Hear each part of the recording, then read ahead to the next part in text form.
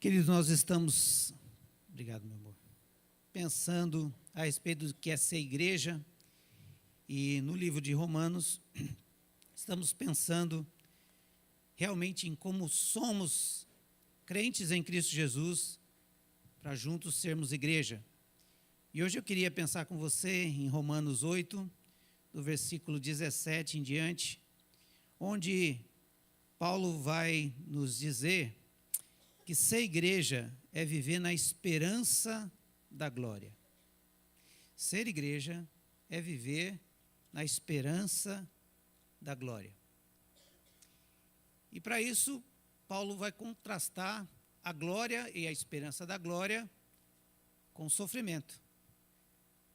A comparação é complicada porque esperança e glória é tudo de bom.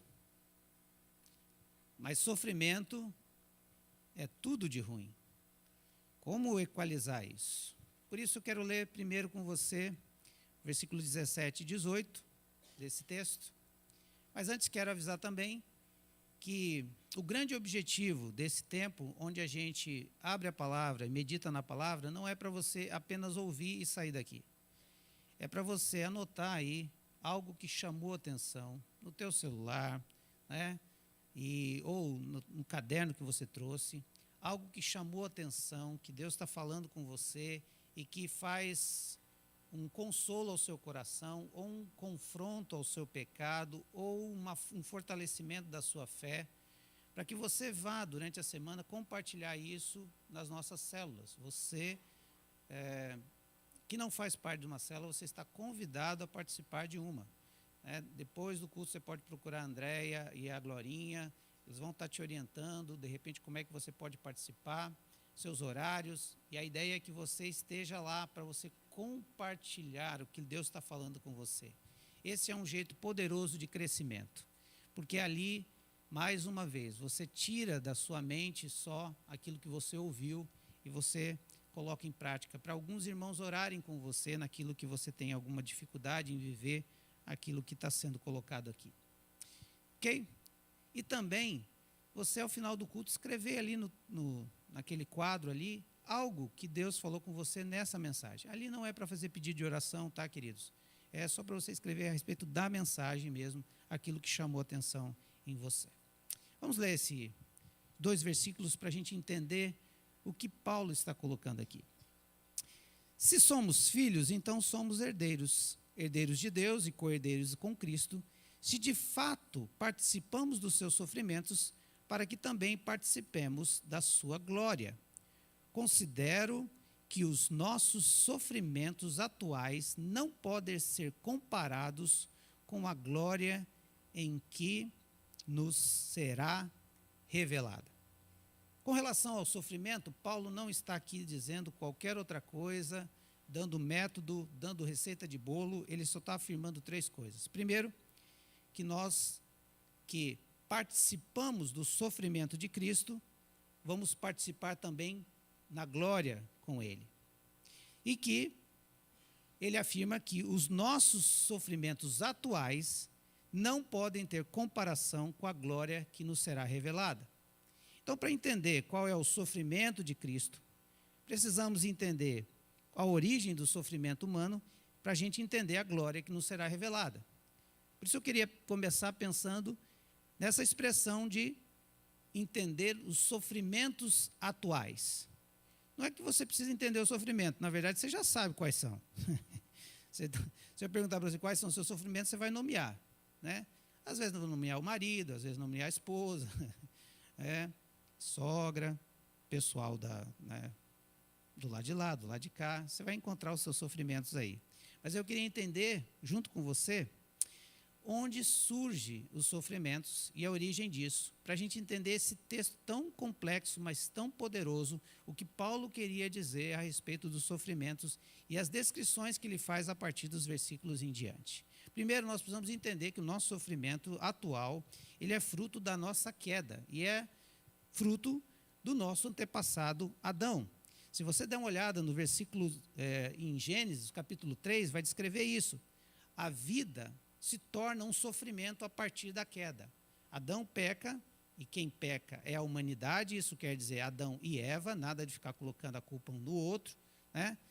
Quando se fala Adão, está falando da raça humana, e os dois pecaram, portanto a humanidade é caída, todos nós somos caídos, e ali está dizendo que Deus então declara que, visto que você deu ouvidos à sua mulher e comeu do fruto da árvore, da qual lhe ordenara que não comesse, maldita é a terra por sua causa, com sofrimento você alimentará dela todos os dias da sua vida. Ali então começa o sofrimento. Pecou, a consequência é o sofrimento. A partir de agora, o homem que podia simplesmente chegar e colher os frutos e comer uma tâmara, né? Porque não tinha esse negócio de local que dá a tâmara dava no jardim.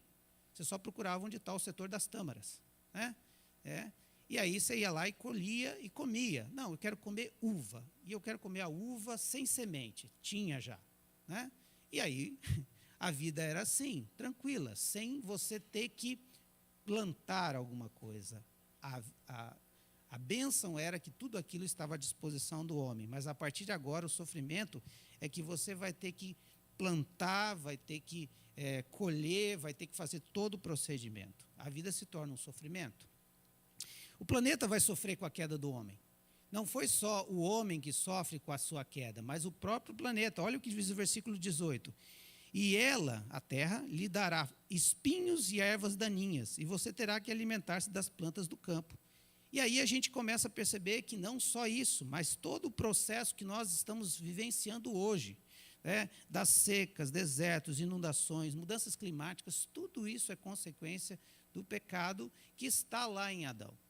E a terra, então, perde a sua organização que estava organizada por Deus, e agora, por causa do pecado, ela é manchada. E a morte, então, se torna parte do sofrimento terreno e o início do sofrimento eterno. Olha o que diz o versículo 19. Com o suor do teu rosto você comerá o seu pão. E aqui tem uma coisa interessante. Trabalho não é consequência do pecado. Trabalho sempre existiu. O homem tinha o trabalho de cultivar, sim, a terra. O homem tinha o trabalho de colher. O homem tinha o trabalho de administrar. Isso foi tudo antes da queda. Gerenciamento do mundo, gerenciamento das coisas, estava sob a responsabilidade do homem. O homem era vice-regente. O homem, a humanidade, era mordomo de tudo aquilo. O cuidado, ter o nome dos animais e toda aquela estrutura que a gente aprende aqui. Então, havia trabalho, só que não era penoso. Você imagina você trabalhar o dia inteiro e chegar em casa e falar assim, que vontade de trabalhar mais. É só Deus mesmo, antes do pecado, que poderia dizer isso. Agora você fala assim, não, meu Deus, entrou 1 hora, já está querendo sair, porque não aguenta mais ficar no ambiente de trabalho. Então, o sofrimento do trabalho está exatamente por causa do pecado. Agora você vai ter que produzir, o suor do teu rosto você vai comer o pão. Você vai ter que pagar para você comer.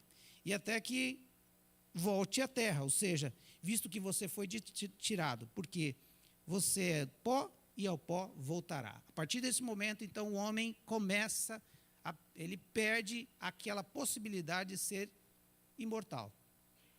E aí, ele começa, então, a morrer desde o momento que nasce. E volta ao pó, essa ideia de sepultamento, e aí a gente vai ter o texto de Eclesiastes que vai dizer que ao pó, né? E o Espírito dá a Deus e a terra ao pó. Então, a ideia de que vai haver uma separação da alma e também do corpo, porque o corpo vai ficar na terra e a alma vai diante do Senhor, diante de Deus. Por isso todos sofrem por causa da consequência do pecado. Olha o que diz Romanos 5,12. Portanto, da mesma forma como o pecado entrou no mundo por um homem, pelo pecado a morte, assim também a morte veio para todos os homens, porque todos pecaram. Então, o sofrimento vem da queda de Adão, e a partir disso todos nós sofremos, porque também todos nós pecamos. A terra sofre, as pessoas sofrem, o universo sofre, por causa do pecado. E aí a gente tem que entender o sofrimento de Cristo, porque a afirmação dizendo que se nós sofremos, padecemos com Cristo, também com Ele estaremos sendo glorificados. O sofrimento de Cristo aqui é exatamente por causa que Ele quis e desejava, e esse era o objetivo dele, de restaurar a condição do homem lá no plano original. Com a queda, o homem é afastado de Deus, ele sai, perde a autoridade de estar no jardim. Deus tira o homem do jardim. E a partir desse momento, então, começa uma reconstrução, uma restauração, para que o homem voltasse a ter o relacionamento que era para ter com Deus, para viver onde ele deveria viver, porque nenhum plano de Deus é frustrado. Deus não perdeu com a queda do homem. O plano só teve um tempo, que é o tempo que nós estamos vivendo até agora, até a volta de Jesus, para que ele diga, está consumado, a partir de agora, terminou. Vamos retomar como a gente deveria sempre ter sido desde o princípio. E esse é o projeto de Jesus, e por isso ele traz consigo o sofrimento. É claro, porque o sofrimento de Cristo na cruz foi o preço pago pelas transgressões. E agora eu vou usar o texto de Romanos 5, do versículo 15 até o 21, para que a gente entenda qual foi o sofrimento de Cristo e o quanto ele pagou. Para que você entenda que o sofrimento que está dizendo aqui de Paulo não é o sofrimento do dia a dia. É o sofrimento que você vai ter porque você ama a Jesus e quer viver com Ele. Esse sofrimento é o que você vai viver por causa da sua decisão ao lado de Jesus. E não porque você está com a unha encravada, porque você bateu o carro, porque isso, por aquilo. Esses são sofrimentos atuais. Mas nós vamos padecer com Cristo nos sofrimentos de Cristo. E o sofrimento de Cristo tem a ver com o pecado da humanidade que ele quis restaurar. Então ele sofreu na cruz para pagar as nossas transgressões. Olha o que diz o versículo 15 de Romanos 5. Entretanto, não há comparação entre a dívida e a transgressão. Só. A dádiva. Li dívida. Obrigado, meu amor.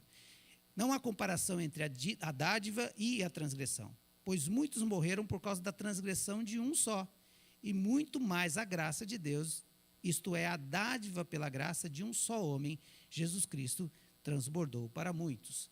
O sofrimento da humanidade por causa do pecado, Cristo então faz sofrimento em si para pagar esse preço.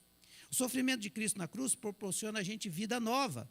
Versículo 17, se pela transgressão de um só a morte reinou por meio dele, muito mais aqueles que recebem de Deus a imensa provisão da graça e a dádiva da justiça reinarão em vida por meio do único homem, Jesus Cristo. O sofrimento de Jesus na cruz, a morte dele, trouxe vida, e eu posso viver agora essa vida. A partir de agora, eu posso viver isso já aqui na terra.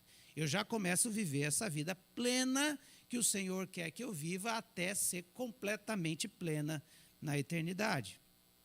O sofrimento de Cristo na cruz nos declara justos diante de Deus. Olha o que diz o versículo 16. Não se pode comparar a dádiva de Deus com a consequência do pecado de um só homem. Por um pecado veio o julgamento que trouxe a condenação, mas a dádiva decorreu de muitas transgressões e trouxe justificação. Versículo 18 e 19 diz: consequentemente, assim como uma só transgressão resultou na condenação de todos os homens, assim também um só ato de justiça resultou na justificação que traz vida a todos os homens. Logo assim, como por meio da desobediência de um só homem, muitos foram feitos pecadores, assim também por meio da obediência de um único homem, muitos serão feitos justos. Jesus obedece a Deus e paga a desobediência de Adão na cruz. E ele então morre no meu e no seu lugar. E o sofrimento de Cristo é que me traz essa justificação. Eu estou declarado justo diante do Senhor. E por último, o sofrimento de Cristo na cruz foi o que me faz desfrutar da graça da vida eterna com Deus novamente. Versículos 20 e 21. A lei foi introduzida para a transgressão fosse ressaltada, mas onde aumentou o pecado, transbordou a graça, a fim de que, assim como o pecado reinou na morte, também a graça reine pela justiça, para conceder vida eterna mediante Jesus Cristo, nosso Senhor. para eu entender esses versículos de Romanos 8, que vão dizer que se eu participo dos sofrimentos de Cristo, para que também eu participe da sua glória, eu preciso entender que os meus sofrimentos atuais e todos os que eu vivo são consequência do pecado da humanidade. Alguns são consequência diretamente do meu pecado. Por exemplo, se eu saio aqui numa velocidade acima da tabela e eu atropelo alguém e mato essa pessoa, é consequência direta do meu pecado. O sofrimento que eu vou ter, a família vai ter e todos vão ter sofrimento direto do meu pecado. Mas, por exemplo, essa família aqui, por acaso eu atropelei e um filho foi perdido, é um sofrimento que eles não causaram, mas é um sofrimento por causa do pecado da humanidade. Nós não podemos escapar disso, porque se um pecou, aqui todos pecaram. Adão pecou e por causa disso nós estamos sofrendo a consequência, mas por causa dos sofrimentos de Cristo, agora todas essas consequências podem ser anuladas. Então, Cristo não sofreu em vão. Cristo sofreu com um propósito. Ele não foi alguém que entrou de gaiato no navio. Ele sabia do seu propósito. Só que ele está chamando, Paulo está nos chamando a entender o sofrimento dele.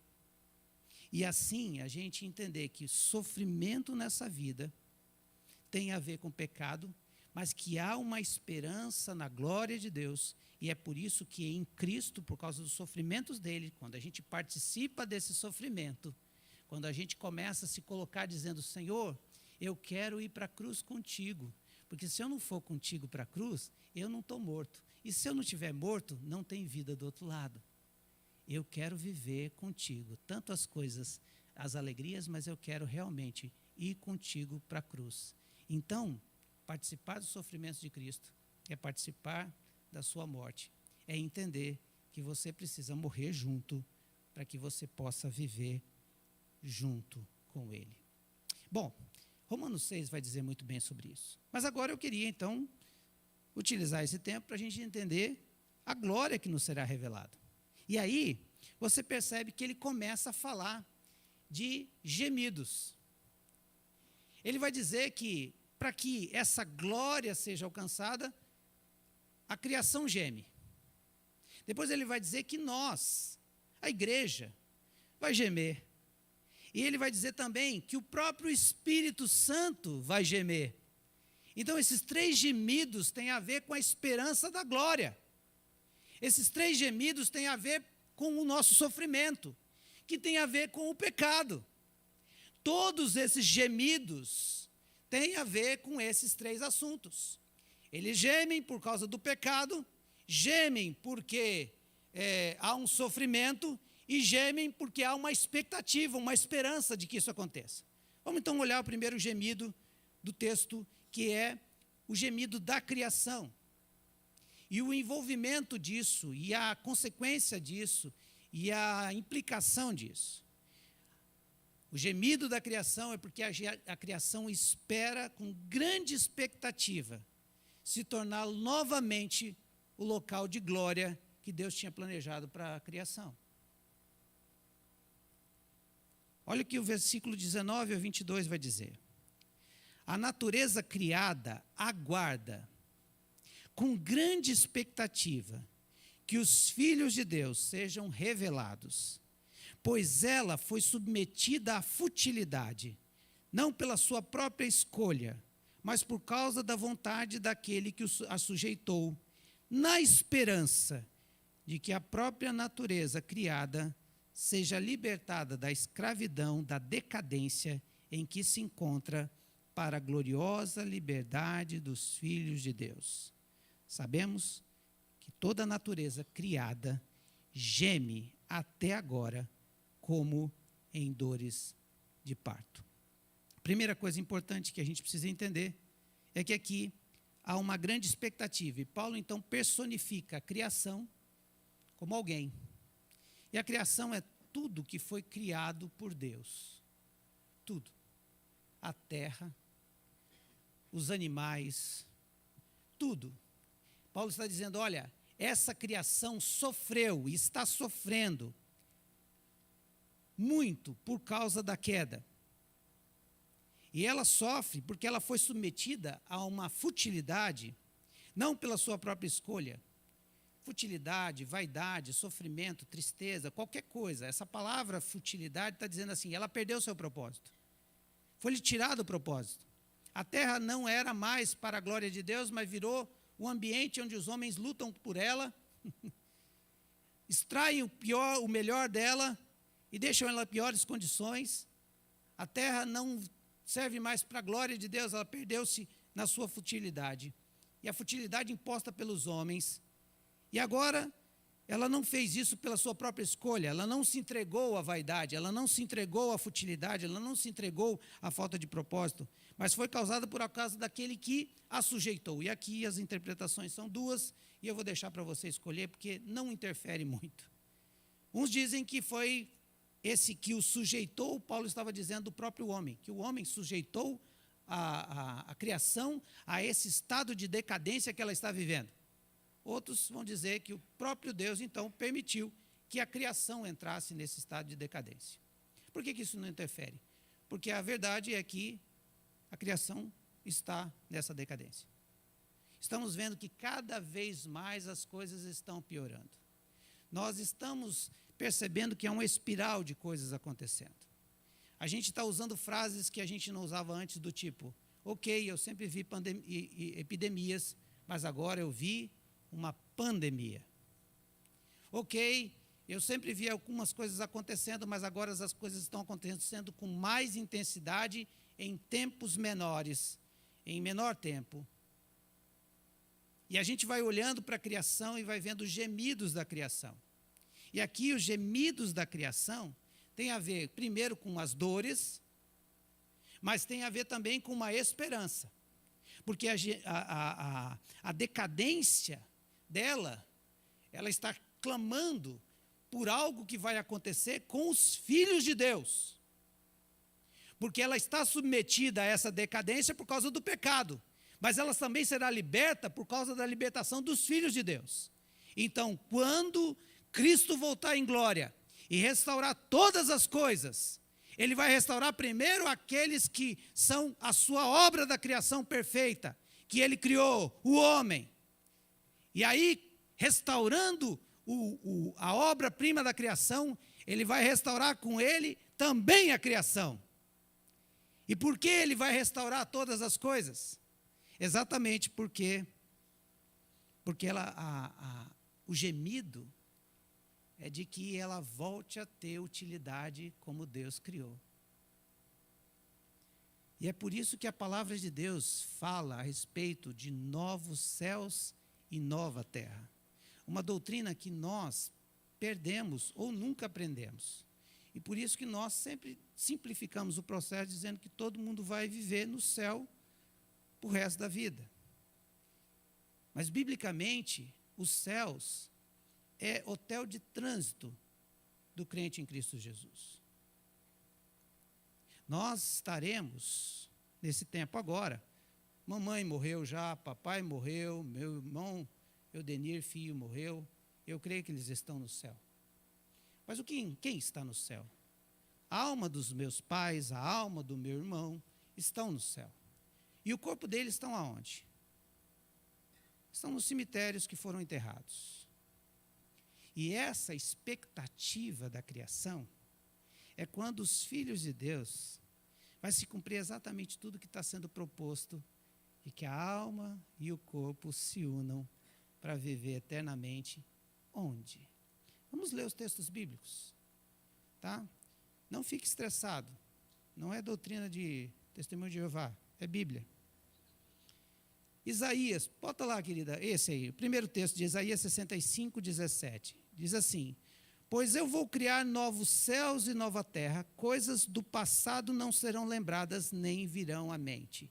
Isso é Deus falando ao povo de Israel, dizendo que haverá então um novo tempo, uma nova dimensão disso tudo. Aí você fala, não, mas isso aí é poético. Vamos para Isaías 66, 22. Pois como os novos céus e nova terra que eu vou criar permanecerão diante de mim, declara o Senhor, assim também permanecerá a sua descendência e o seu nome. É difícil achar que Deus está falando poeticamente uma coisa que ele vai dizer, eu vou criar. E aí a gente vai para 2 Pedro 3, de 10 a 13, que diz assim, o dia do Senhor virá como um ladrão, porém, os céus desaparecerão como um grande estrondo, os elementos serão desfeitos pelo calor, e a terra e tudo que nela há será desnudada. Versículo 11, visto que tudo isso será desfeito, que tipo de pessoas é necessário que vocês sejam?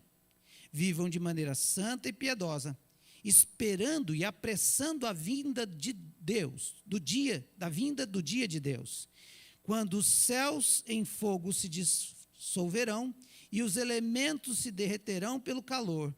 Todavia, de acordo com a sua promessa, esperamos novos céus e nova terra onde habita justiça. Não precisamos olhar para o texto de Apocalipse, onde há toda uma estrutura que vai descer do céu a Nova Jerusalém, onde nós vamos habitar nessa Nova Jerusalém. Então, eu não quero criar crise para você, mas olhando para o texto de Romanos, ele está dizendo o seguinte, por que a criação está gemendo? Porque ela espera o momento onde vai ser restaurado o relacionamento dos homens com Deus, onde agora, então, nós vamos ter os nossos corpos glorificados, e aí sim, para ela se tornar essa morada, esse lugar onde Deus sempre quis que ela fosse.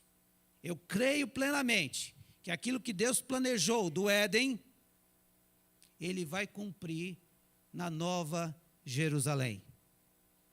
Nós vamos habitar no lugar onde habita justiça. E aí, é por isso que essa criação está clamando porque ela não vai ficar inútil.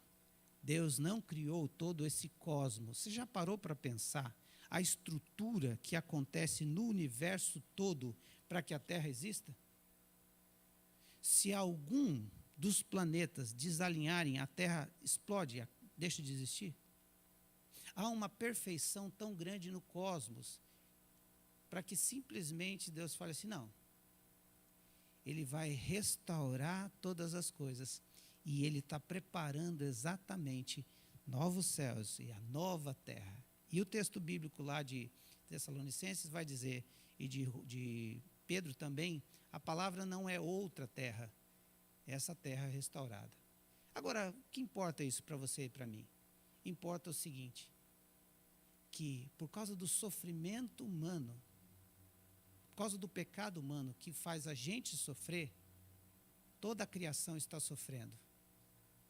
Mas olha só, para que você tenha esperança de que você, com esse sofrimento atual que você está tendo, mas você tem Cristo como seu Senhor e Salvador, a terra também está tendo uma expectativa de que um dia tudo isso vai passar. Há um gemido, um clamor. Se os céus proclamam a glória de Deus e anunciam o seu firmamento, anuncia a glória das suas mãos, se a gente olha para os textos bíblicos e vê o salmista dizendo que a terra tem essa característica, sim. Queridos, dá uma olhada na criação. Um dos meios de alguém chegar à verdade do Evangelho é olhando para a criação. Quando levo os meus olhos para os montes, tantas coisas que os textos bíblicos nos ensinam. Você está estressado, vai para a natureza e chega lá, você fala, não é possível, teve alguém que criou isso. Isso aqui glorifica a Deus. Essa mesma criação está com gemidos de esperança, de expectativa, que você vai viver em glória. E ela vai ser o habitat dessa glória. Mas também, ele vai dizer no versículo 23, não só isso, como se isso não bastasse, mas nós mesmos, que temos os primeiros frutos do Espírito, gememos interiormente, esperando ansiosamente a nossa adoção como filhos, a redenção do nosso corpo, pois nessa esperança fomos salvos. Mas a esperança que se vê não é esperança. Quem espera por aquilo que está vendo? Mas se esperamos que ainda não vemos, aguardamo-lo pacientemente. Paulo está dizendo assim: há um gemido da criação esperando a revelação dos filhos de Deus, mas há um gemido dos próprios filhos de Deus esperando a ressurreição do corpo, a redenção do corpo. Nós estamos gemendo também na expectativa onde um dia os nossos corpos mortais serão ressuscitados, porque é exatamente nesse dia que Cristo voltou para fazer todas as coisas novas. E aí a palavra de Deus vai dizer que os seus corpos mortais ressuscitarão. A gente crê que as almas que estão no céu agora se unirão ao seu corpo e a glória do Senhor estará nesse corpo. Olha o que diz em 1 Coríntios 15, 20 em diante. Deixa o teu texto aberto porque nós vamos usá-lo. Primeiro, nós gememos a esperança da ressurreição do nosso corpo. Versículo 20 a 22 diz: mas se de fato Cristo ressuscitou dentre os mortos, sendo ele as primícias dos que dormiram, visto que a morte veio por meio de um só homem, também a ressurreição dos mortos veio por meio de um só homem. Pois da mesma forma, como em Adão todos morrem, em Cristo todos serão vivificados. Então, o seu cristianismo, que acredita apenas que você vai para o céu para ficar com a alma lá, ele precisa ser completo, porque o cristianismo vem da herança judaica. E a tradição judaica nunca creu nessa concepção etérea só da alma. Crê-se sim numa ressurreição do corpo, porque crê-se sim na materialidade de tudo isso que Deus quer fazer. Eu fico imaginando, você que não teve contato com Jesus, quando os discípulos tiveram, eu não tive contato com Jesus. E quando esse corpo glorificado, e a gente poder viver com Ele, e a gente poder tocá-lo, e a gente poder tomar chimarrão com Ele, aí já é heresia, não sei se... Né? Você já imaginou essa dimensão? Nós seremos vivificados para termos o corpo como Cristo tem. E que corpo que Cristo tem? Dá uma olhada nos evangelhos. Toca aqui, o rapaz que estava duvidando. Toca aqui. Toma, Tomé. Corpo glorificado. Nós gememos esperando a glorificação desse corpo. Não é só uma ressurreição, como aconteceu com Lázaro, que era uma ressurreição, mas um corpo cheio de pecado, e ele morre de novo. Não. 1 Coríntios 15, 42 a 44 diz: assim como será a ressurreição nos corpos dos mortos. O corpo que é semeado perecível ressuscita imperecível. É semeado em desonra, ressuscita em glória. É semeado em fraqueza, ressuscita em poder. É semeado em corpo natural e ressuscita um corpo espiritual. Se há corpo natural, também há corpo espiritual. Ou seja, o crente espera pela glória porque a nossa esperança não está aqui. Então são os sofrimentos que estão aqui. E eles não podem determinar a minha expectativa e a minha esperança, porque eles são transitórios. Eles são daqui. Eles não vão poder passar para a eternidade. A criação vai ser restaurada para receber um novo povo. Nós seremos esses que viveremos por toda a eternidade, desfrutando da glória que há em Deus. Então os nossos olhos não podem ficar nos sofrimentos atuais, porque eles não têm comparação ao peso da glória que essa esperança nos traz. A ressurreição do corpo é a maior vitória sobre o maior dos sofrimentos. E sabe por que eu creio na ressurreição dos corpos? Porque é a prova clara de que o maior inimigo, que traz maior sofrimento à humanidade, foi derrotado por Jesus Cristo, que é a morte. Ah, queridos. câncer é o maior problema, a doença é o maior problema, o maior sofrimento da humanidade? Não é. Porque, de repente, ele é curado, a gente fala assim, já passou. Mas a morte é, no grau máximo, o maior sofrimento da humanidade, que foi submetida ao pecado. Mas aleluia, porque quando Cristo voltar, todos os inimigos, todos os sofrimentos serão colocados debaixo do seu poder, da sua glória, e ele vai dizer, acabou, agora sou eu quem governo, novos céus e nova terra, no corpo glorificado, e agora nós vamos experimentar para sempre. Olha o que diz 1 Coríntios 15, 54, 57. Quando, porém, o que é incorruptível revestiste de incorruptibilidade, e o que é mortal de imortalidade, então se cumprirá a palavra que está escrita, a morte foi destruída pela vitória. Onde está, ó morte, a sua vitória? Onde está, ó morte, o seu aguilhão? O aguilhão da morte é o pecado, e a força do pecado é a lei, mas graças a Deus que nos dá vitória por meio do nosso Senhor Jesus Cristo. A esperança do crente está exatamente na glória.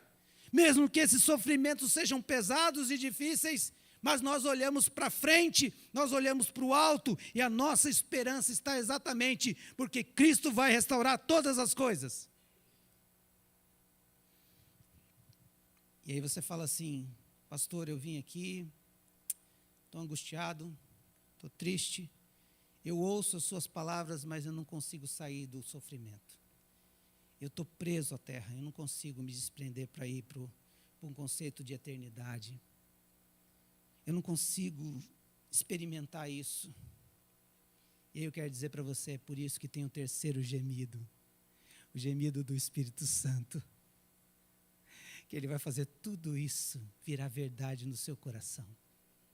Olha o que diz lá, o Espírito nos ajuda a vencer esses sofrimentos atuais, enquanto a glorificação não chega. Deus é perfeito. Ele pensou em tudo. Ele pensou, tem um plano. Deus cria o plano. E ele fala assim, o Filho vai consumar esse plano morrendo na cruz. E o Espírito vai fortalecer esse plano no coração dos crentes a cada dia. De que não é aqui, não é isso. Isso é temporário, isso é transitório, todo e qualquer sofrimento. Mas o Espírito vai interceder junto ao Pai para ajudar nisso que você está tão fraco. É por isso que o texto vai dizer, da mesma forma o Espírito nos ajuda em nossa fraqueza, pois não sabemos como orar, pois o próprio Espírito intercede por nós com gemidos inexprimíveis. E aquele que sonda os corações conhece a intenção do Espírito, porque o Espírito intercede pelos santos de acordo com a vontade de Deus. Queridos, quando nós lemos isoladamente versículos como se fossem horóscopos, nós perdemos o poder que a passagem tem. A passagem não está falando de qualquer coisa a respeito de línguas estranhas. Eu creio, mas não é isso que a passagem está falando. Isoladamente, ela perde o sentido, ela coloca o Espírito Santo como um serviçal nosso. Mas quando nós olhamos o contexto em que Paulo está dizendo, olha, o sofrimento existe atual por causa do pecado de Adão, mas tudo que aconteceu do sofrimento que o Adão trouxe por causa do pecado, o Deus Todo-Poderoso vai restaurar na pessoa de Jesus Cristo. E enquanto isso não acontecer, crente em Jesus, você pode ter a certeza que no momento que você estiver enfraquecido, e a palavra aqui, fraqueza, quer dizer uma doença, uma enfermidade, fraqueza, incapacidade, são várias traduções do grego para essa palavra, vai se referir a essa falta de força, essa incapacidade, essa limitação, esse medo, essa dúvida, esse questionamento, todas essas limitações da fraqueza, o Espírito está intercedendo por você, junto a Deus.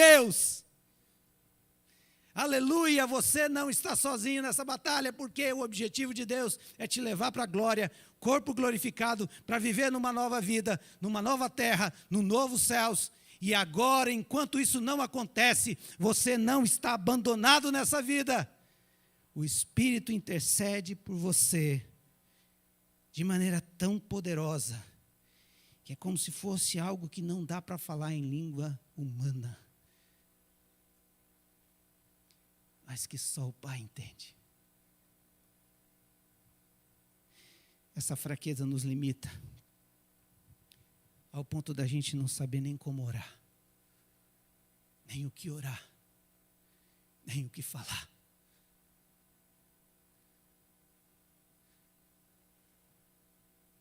É quando você dobra o seu joelho e os sofrimentos e os problemas que você tem são infinitamente maiores que você. E nessa hora, o Espírito Santo que habita em você entra numa conexão íntima com o Pai, de forma que nós não podemos nem descrever. E Ele começa a interceder junto ao Pai por você, porque você não sabe nem o que orar.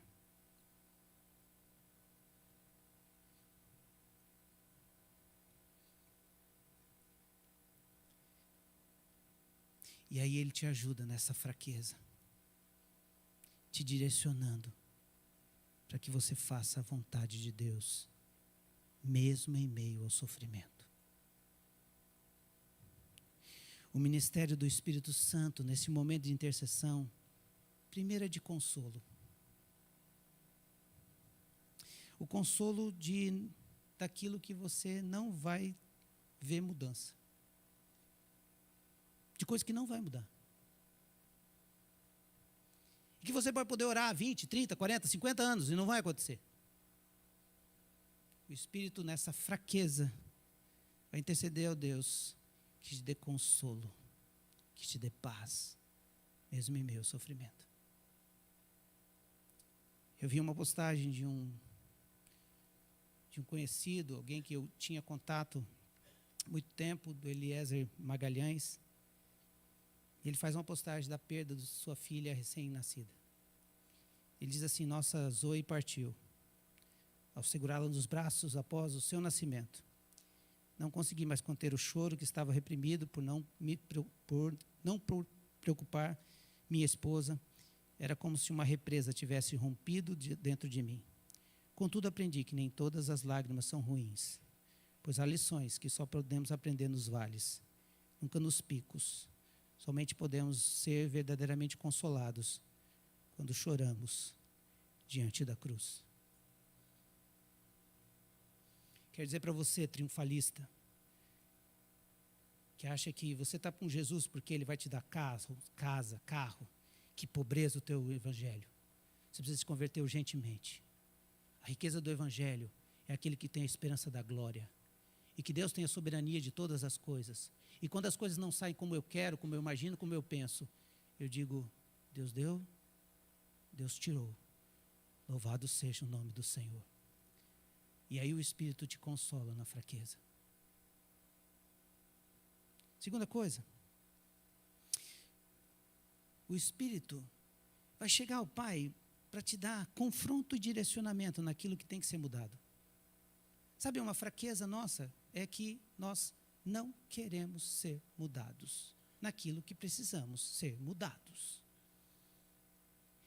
E a gente cria uma fortaleza naquilo que é a nossa fraqueza. E a fortaleza é espiritual, porque Satanás usa essa fraqueza para poder manter a gente ainda no cárcere do sofrimento.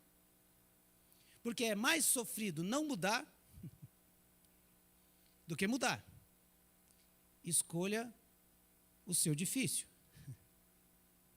Quando nós olhamos para esse texto bíblico, ele está dizendo que o Espírito Santo vai nos ajudar nessa fraqueza, nos direcionando para fazermos a vontade de Deus. Porque o que Deus quer é um corpo glorificado, para uma terra restaurada, para vivermos conforme Ele planejou desde o princípio. Confronto e direcionamento naquilo que eu não posso mudar. Aquilo que precisa ser mudado. E que precisa ser confrontado de alguma forma. E quem vai fazer isso? O Espírito faz. Por último, fortalecimento na fé. Naquilo que ainda vai acontecer, mas não agora. Muito do que você tem orado não vai acontecer nessa terra. Mas só vai acontecer na eternidade. Mas é nessa hora que você é fortalecido na sua fé. E é por isso que Paulo escreve esse texto de Romanos 8, para dizer, olha, se você padecer dos sofrimentos de Cristo, você vai desfrutar da glória de Cristo. Porque os sofrimentos atuais que você tem são muito pequenos, comparados à glória que vai ser revelada em nós. A criação está dizendo isso, está clamando por isso. Nós estamos clamando por isso. O Espírito está intercedendo para isso. Então não tem como dar errado. É só esperar. Porque você vai esperar e vai desfrutar. Talvez algumas coisas aqui na terra, mas todas as coisas na eternidade. Hoje à noite eu quero pegar esse texto e continuar dizendo que em todas essas coisas nós somos mais que vencedores. Mas é a continuidade do texto. Por isso, queria que você fechasse seus olhos, eu quero orar com você.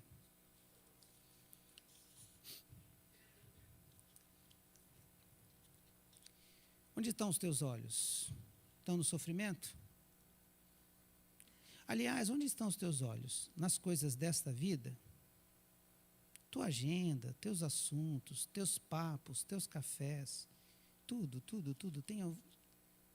tem sido... Que assunto? A terra e os seus sofrimentos e os seus dissabores? Ou talvez a terra e os seus prazeres e as suas alegrias? O que é que tem tomado o seu coração, os seus olhos? Eu queria que você entendesse que você e eu temos que entender que há um sofrimento que é proveniente daqueles que estão inconformados com este mundo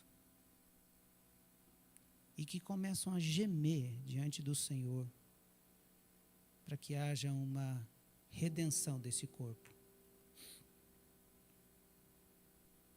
Você está desanimado? Você está frustrado com esse mundo? Bem-vindo à realidade. Você está encantado com esse mundo?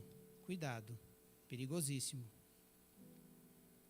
Mas eu chamo você a ter esperança na glória, que isso é a igreja de Cristo.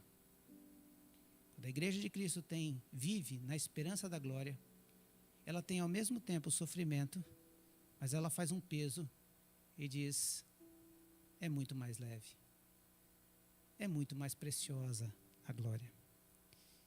E é por isso que Paulo vai dizer, em 2 Coríntios 4, versículo 16 em diante, por isso não nos desanimamos. Embora que exteriormente estejamos desgastados, interiormente estamos sendo renovados dia após dia, pois os nossos sofrimentos leves e momentâneos estão produzindo para nós uma glória eterna que pesa mais do que todos eles. Assim, fixamos os olhos não naquilo que se vê, mas no que não se vê, pois o que se vê é transitório, mas o que não se vê é eterno. Senhor Jesus, entregamos essa palavra no teu altar e pedimos que o teu Espírito faça isso virar vida em nós. Pai, se tem algum querido, querida que está vivendo um olhar fascinante por esse mundo, ajuda-o a perceber que o fascínio que o crente tem que ter é na esperança da glória. Se tem alguém desanimado e frustrado com este mundo, Senhor, faz ele tirar esse desânimo e começar a ter a esperança na glória, porque aqui não é o nosso lugar, ou pelo menos não está preparado para nós.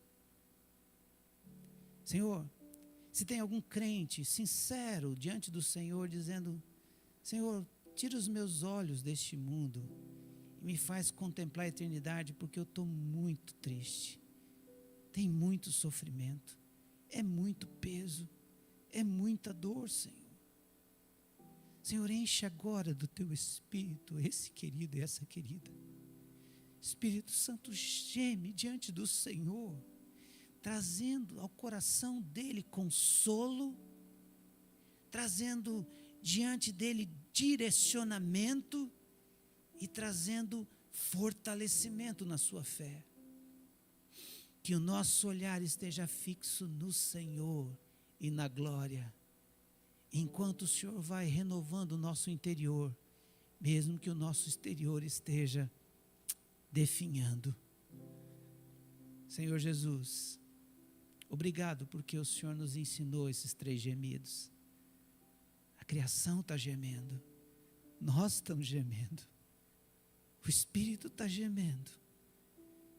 Vem, Senhor Jesus, vem. A noiva tem sede, tem fome da sua presença. Se não vier, Senhor, de forma corpórea, como no último dia, venha, Senhor, nos enchendo do teu Espírito, para a gente desejar aquilo que vem do céu, e a gente desejar aquilo que é eterno, para que enquanto isso não aconteça, sejamos consolados, questionados e fortalecidos pelo teu Santo Espírito. É o que oramos, em nome de Jesus. Amém, amém e amém.